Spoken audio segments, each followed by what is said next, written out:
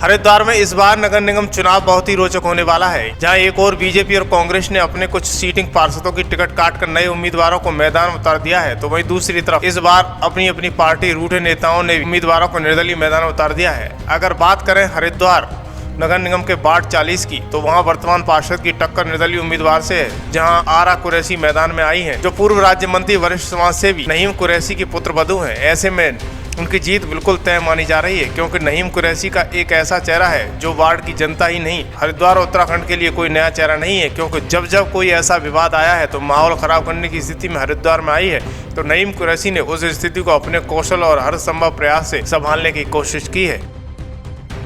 पहले तो मैं आपके चैनल का स्वागत करता हूँ कि आपकी खबरें बेबाक और सही रहती हैं। दूसरे, आपने नगर निगम के चुनाव के बारे में मालूमात करी।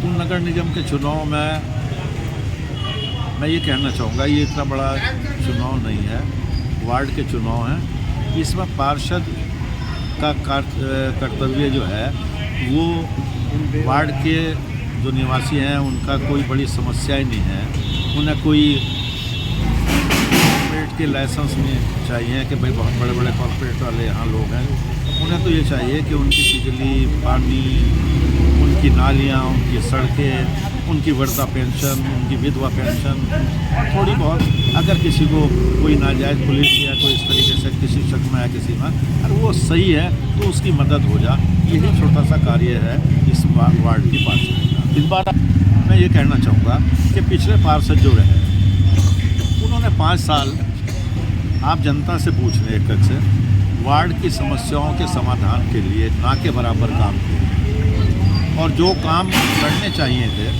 उसमें उन्होंने कोई प्रोग्रेस नहीं दिखाई। और वो लोग जो हैं दरवाज़ों पर खड़े रहे, नाली, सड़क, वृद्धा पेंशन और छोटे छोटे कार्य, स्ट्रीट लाइट वगैरह के या राशन कार्ड, ये जो भी समस्या है इनके बारे में उन्होंने बिल्कुल भी कोई ध्यान नहीं दिया और हाई प्रोफाइल नेतागिरी करी, यहाँ आके झाँक कर ही देखा।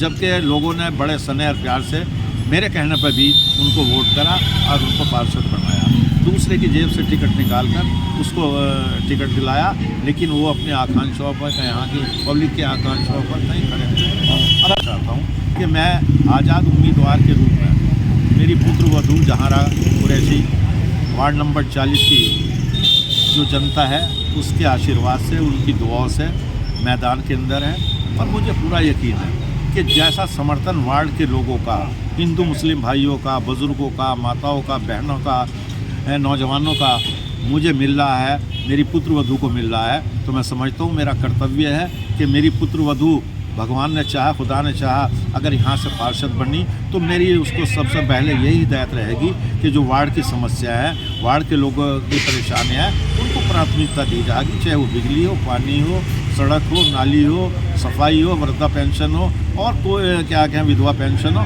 और भी जैसी छोटी छोटी समस्या है वही हमारा मैनिफेस्टो है। और उसी को लेकर मैं कहना चाहूँगा कि हरिद्वार एक पवित्र भूमि है। यहाँ हर की पैड़ी है, माँ गंगा है। ये हमारे हिंदू भाइयों की आस्था नहीं, ये हम मुस्लिम लोग भी इज़्ज़त और मान सम्मान से की दृष्टि से देखते हैं। और जहाँ तक आपने बात कही, तो मैं समझता हूँ कि हरिद्वार एक ऐसी नगरी है जो गंगा जमनी तहजीब को कायम रखे हुए है, और यहाँ के हिंदू साहबान भी बहुत अच्छे हैं और यहाँ के मुस्लिम भाई भी बहुत कोऑर्डिनेशन के साथ आपस में प्यार के साथ रहते हैं। और मेरे पास कोई शब्द नहीं है जो प्यार मुझे इस हरिद्वार पंचपुरी में मेरे पिताजी के बाद मिला है। मेरे पिताजी का भी एक लंबा पीरियड गुजरा, और हमारे बुजुर्गों का अब्दुल्ला ठेकेदार जी हुए, इस्माइल ठेकेदार जी हुए, फतीदीन जी हुए, और ऐसे हाजी मशकूर साहब हुए, जो है मुस्लिम बहुल्य क्षेत्रों से ये ऐसे लोग रहे कि इन्होंने हमेशा मुझे हिदायत करी कि आप जो है ना भाईचारे को बढ़ावें, और मैं उसी पद्धति पर चलाऊँ। और उसी पद्धति का मुझे प्यार मिल रहा है कि हिंदू साहबान का भी वोट मेरी पुत्रवधू को मेरे वार्ड में मिलेगा।